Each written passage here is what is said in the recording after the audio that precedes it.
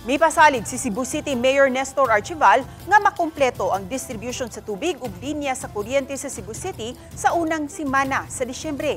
Ilabi na sa mga lugar sa syudad nga grabing naapektuhan sa bagyong Tinog. Matud sa mayor nga gipaningkamutan nga maayo na ang mga pipe sa MCWD, ilabi na diha sa Talamban ug sa pipila ka mga area sa Cebu City South. Samtang nagpadayon ang clearing operations sa pipila ka mga dalan, ilabi na sa mga bukirang barangay sa Cebu City. Gipahibaw sa mayor, padayong nangita ang kagamhanan ug lugar kung asa ipahimutang ang mga residente nga grabing naapektuhan sa bagyo.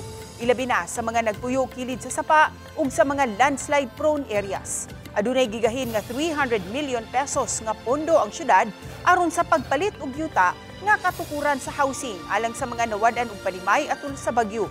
Apil na usab ang mga homeless street dwellers. Ikan sa savings sa atong LDF, then we have asked actually Malacanang to give us another 300 million. And sa atong fund sa disaster na asa tayo makuha. So probably we have about 600 to 700 million nga makapalita og yuta. Far nagsige pa tagpangita og yuta because the moment we have that land, we will now be coordinating with DSUD and NHA para makasugod na ta sa atong hinganlan og mga MRB.